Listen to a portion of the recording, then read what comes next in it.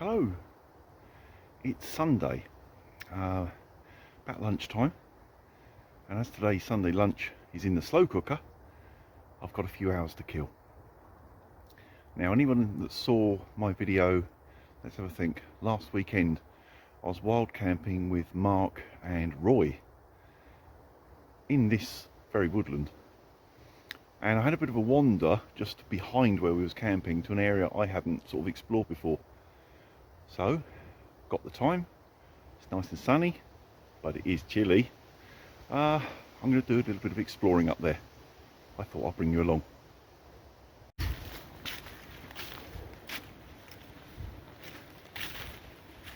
Oh, it's nice to get off the top, off the ridge, and drop down where I've got a bit of shelter from the pine plantation on my right. The wind's around to the north today. It's the tail end of that big storm that's just blown through. I know up in the north, Scotland, they've had it really bad.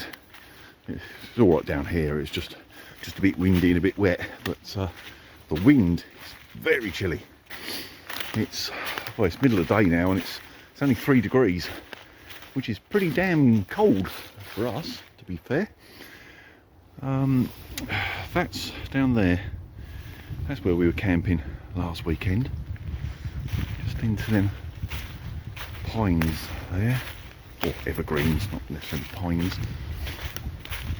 And that path I found was up the top of this bank somewhere. I was just wandering around. That's towards the sun. So yeah, cut up through there, find that path again, see where it leads. Well, I've climbed to the top of the bank. Don't know whether you can make it out down through there, sort of dark patch. That's the edge of the fir bit where we were last weekend. I've never been over this path, so I have no idea what's up through there. But before I go sort of mooching about too much in there, I'm going to follow this footpath, just check out where this goes. It doesn't come out in the middle of someone's garden or something stupid before I go crashing through the undergrowth. If I see anything interesting, I'll bring you back. Okay, I've come to a bit I recognise. I'm on a junction. Now, I've come up there before. If you follow that down and just keep following it down through the valley, following the stream, you end up where we camp with the hammocks in the summer. So, okay, I've got my bearings now. And I've been to this junction before. Now, I'm not going up that way because there's a golf course, and up that way leads to some riding stables. So yeah, I know where both of them tracks go, but this is the end of the one I sort of like came out on. So I'll walk back up here. Now I've got my bearings and I know roughly where I am. Do a little bit of an explore, because I know what's to my right. I've been everywhere to my right of this path, never to the left. This end of it is thick as hell in there. Mixture of rhododendron and silver birch. But the rhododendron really take over. They just turn it into a jungle. So yeah, I'm not climbing in that bit, but it's a little bit further up here, another 50 metres or so, it thins out a little bit. I'll turn right at that point. That's a bit better. It's opened up a bit more through there, and there is a bit of a path going that way. Now, no one's going to come up here much, only, you know, landowner, because there is no public footpath up round here. And what I am seeing, I don't know whether you see that well enough, a sign someone's been through with a trials bike. And when I came up here last weekend, there was only footprints, so that bike track is new. Oh, it's opening up quite nice. I would like to find a camp spot up this sort of area. top ends of the wood. This whole estate is very, very large. It's on a slope, and you know, the further you go on the sort of north side of it, the lower and lower you get, and of course in winter the wetter and wetter it gets. Bit of a bomb hole there. Yeah, so a good wander around this area just to basically find the boundaries of this bit. And so I want to know quite how close I'm going to get to the stables and what I can and can't get away with, whether I can and cannot have a fire, etc. But yeah, it looks promising. Be quite thick in here in the summer, but of course all bare trees now. I've popped out of there and found a track. Now this place is crisscrossed with these tracks. It's a very old one, obviously hasn't been used for donkey's years.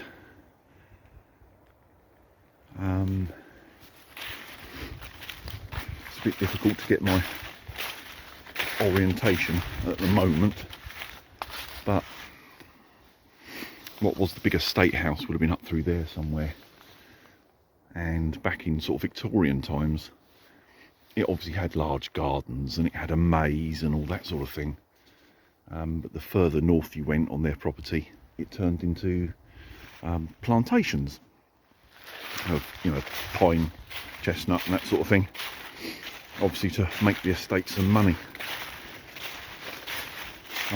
Where we normally camp is in the sort of the plantation end of the wood, and it is where I've done most of my exploring.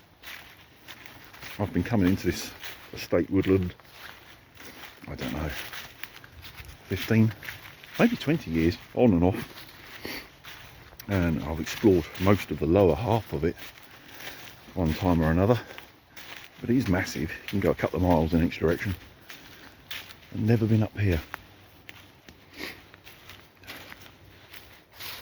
There's actually some quite neat little hidey holes for some stealthy stuff. I've got no idea where this leads to. I would imagine if it goes in a straight line I'll end up back at the main road somewhere. I can hear the traffic to my left somewhere. But if I fancied pitching up in this area, I just want to sort of know where my boundaries are for potential problems. You know, it goes in there bloody miles. Really thick for rhododendron. Bloody hell, it's a big wood. Right, it's a bit more open there, looking across the valley. A high bank on the opposite side with pines, and you won't be able to see on camera because it's just too bright looking towards the sun, but on top of the pines, sort of there-ish, I can see a pylon and the power cables going across. So although that doesn't help me at the moment, when I get back I can sort of orientate myself with that. I don't really want to drop down any lower than this because it's getting progressively wetter as I go downhill to our normal area. I'm guessing if I just followed that track I would end up, you know, down where we normally camp. And as I walked down I did notice this.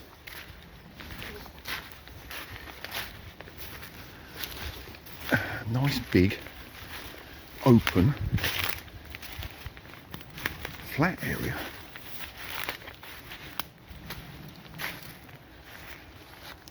That'd be quite cool in here in the summer.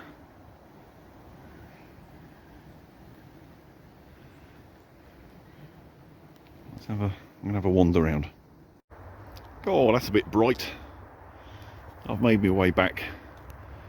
I've found this track. I know this one well.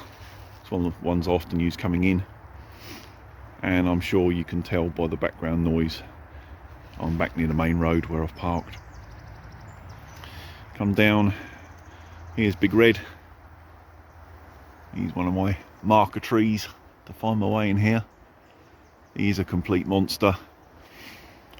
If I check this area out on Google Earth, you can see the top of him poking out amongst the canopy of the trees. Stands up way taller than everything else. Main road's just at the end there through them skinny trees.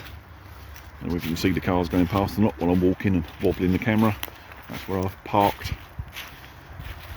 I could either go through there, or there is a footpath through that way and over the little bridge. Yeah, I might go that way for a change. Oh, listen to that horrible traffic. I know it's a necessity, but I hate being in the woodlands and hearing at the same time. There's the little bridge. Back to the official footpath. Well, that's unusual for me, following the rules. There's the little stream meandering its way off that way. I just need to cross this last 50 metres or so and then across the road and back to the car and then back home for some lunch. See you soon, guys.